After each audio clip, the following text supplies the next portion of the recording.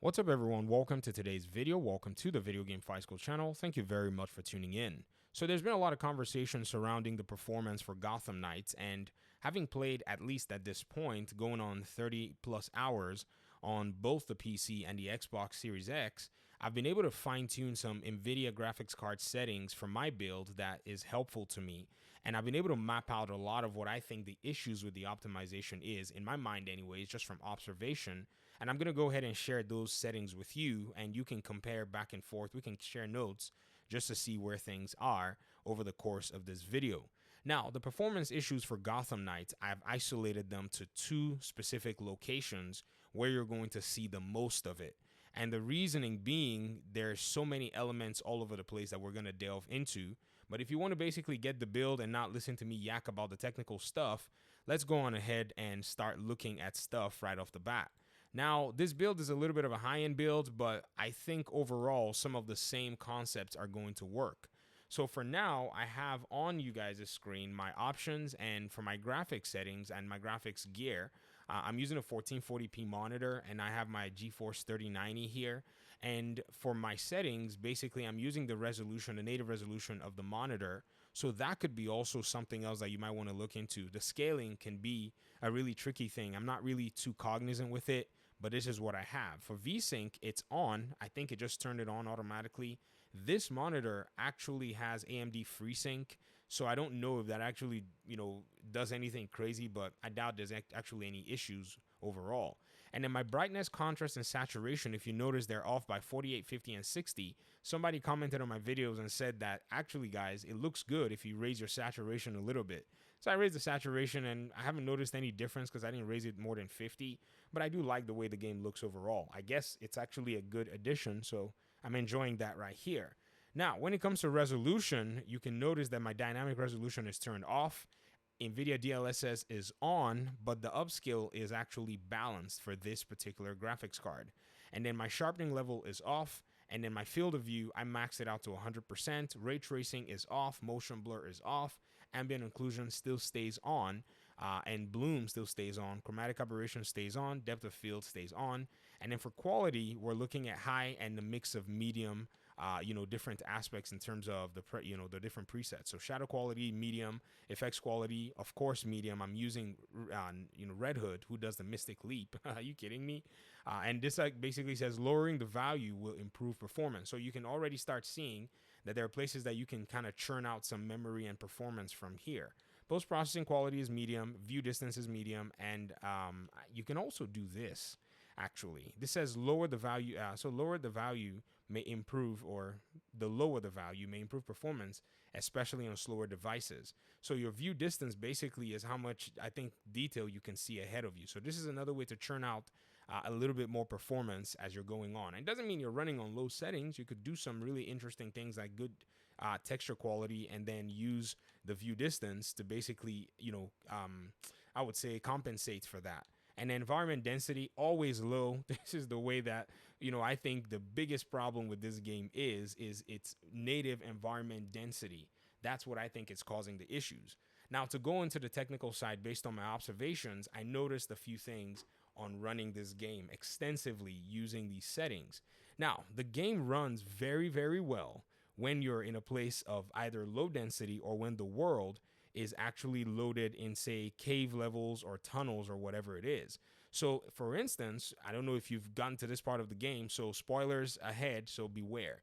In this aspect where I went into this particular cave/dungeon, mission or side villain story or whatever it is, I noticed that the FPS was constantly above 100 FPS throughout the entire gameplay.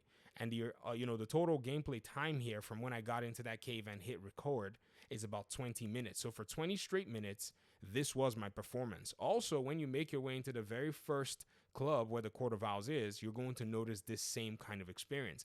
The game runs, for some crazy reason, I'm shocked as to how well this thing is running with a lot of stability, regardless of the lighting and so on and so forth. My reasoning is because this level is loaded very much separately from the main world itself. Notice that in this level, or in levels like these, you're going to be getting better performance. You can't load your map. There's so many things that you can't do. And so you're looking at a game that is, or a game area that is developed how Star Wars Jedi Fallen Order was able to develop a lot of its own world. And all of the cutscenes play at 60 FPS. If you notice, this is the in-game, engine FPS counter. It's actually the Unreal Engine FPS counter. I'm shocked that they didn't even create a specific UI for this game. Man, they must have been in a crunch to get this game out the window, because this is literally how it looks in the engine. Well, it may be a different one, but from the font and from the color, it looks very much like what you will see inside Unreal Engine 4. It's the only difference is it's on the top left-hand corner by default. So you notice after the cutscene, this goes up to 100 plus FPS, and I think I started averaging like 120 FPS almost everywhere I had gameplay. Even, by and large, I was looking at the settings here. I didn't tweak it. I just wanted to make sure that I had the settings down, and that's what I did. So these areas are, in my opinion, super solid whenever it comes to the performance of the game. Now, when it comes to, say, the bike riding, that's the one that everybody is kind of used to, that really does tank the performance of the entire game. And, it's very obvious because there is something that I think might be causing this. So, first of all, the entire world, in my opinion, is way too, in quote, detailed in a sense. And when I say detailed, some of you might say, what? This world doesn't look impressive. No, bro. The world is probably too detailed in the sense that the assets that are being used are probably too heavy, and there probably needs to be an audit of every single asset that is on these scenes. Now, if you notice, the FPS has dropped down to about 60, going even to 40 FPS, and that's when you're on the bike and moving through the open world. As you're streaming to the world through the world levels, you start to see that frame drop occurs. And so what they need to do is go back and look at every single asset over and over again and see what can be taken out, because this is where I think the performance is getting the worst of everything. What's even worse is if you actually make your way to parts of the open world where there are no assets to stream around you, your FPS actually goes up. So if you notice, I took Red Hood and I did the Mystic Leap over this river area here, and notice my FPS hit over 100%. So yes, I am getting, in my opinion, what I think is better performance, but I'm not dealing with the open world detail. And if you kind of start considering it, the load that's of the assets loaded into the world itself, the interaction of NPCs and so on and so forth gives a clue to you. Notice as I start to get close to land, that FPS already starts to dip from the hundreds that it was over the water into the 80s, into the 90s. And then as I make my way to land, boom, we're looking at the 70s, and, back to water, we're looking at the 100s. So I was testing this out just to see exactly what is going on. And it appears to me that this is probably one major aspect. Now I understand why the bat cycle is so slow. That thing, to me, I was thinking to myself, man, you are going to fall asleep if you sit on this bat cycle too long, because for some reason it just rides so slow. And I think that's what it is. If this bicycle rode any faster, you would see huge frame dips, in my opinion. And so that's one of the major parts. Now, talking about this entire thing too, regarding editing and, I say editing, auditing the assets, you also have to consider, or whoever may be listening to this, that this open world needs to have its AI density also reduced just to squeeze out more performance. So the optimization team, I don't want to tell you guys how to do your jobs, but I'm just talking on the technical sense in terms of how, this can start getting solved. If they were to give us an option of, say, maybe crowd density, I think we could probably have leveraged that, in my opinion. And the reason I say that is because I think there's a racing game. I can't remember exactly. I think it's Dirt, one of the Dirt racing games or something like that. In its own game options, you can actually account for the crowd density in the game. The game actually does provide you that option whenever you're doing your graphic settings. And so that crowd density is also something that you can actually go back and tweak, and then it will give you a little bit more. It's supposed to give you more performance. Even on the PS5 version of that game, whenever you go to the higher settings, the game automatically removes the crowd density in terms of some of the stages that it loads. This kind of showed that, in my opinion, what I thought and what I always suspected, that this game is basically suffering from that. And I know maybe somebody might say, Spider-Man game and all of that stuff, but again, both games are different and their scale is actually very different. The scale of this game is actually seemingly, from what I'm seeing, bigger than, say, Marvel Spider-Man World. And again, the audit is also something that I think is going to be very important. And then another thing, or another aspect of this entire conversation, is the lighting. Now, in the PlayStation Access preview, the gentleman that actually went to Warner Brothers Montreal said he was talking to the developers. And one of the things that the developers actually told him was, the lighting in this world, every single, lighting element was placed by hand, by the developers. And this was a very interesting thing to see, to hear as well, because that's something that for some people, you don't really, take into consideration how many assets are actually put in a world.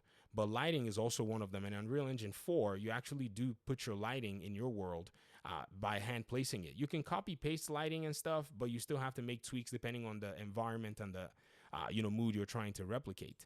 Now, for the lighting, I think what the developers can probably do, and I don't know if they're already doing this, and it's probably still not helping with their open world performance, is that they probably need to go ahead and actually use events to run their lighting. Now, this is a trick that the developer at Cold Symmetry, this is the lighting director at Cold Symmetry. Cold Symmetry is the development studio that made the game Mortal Shells.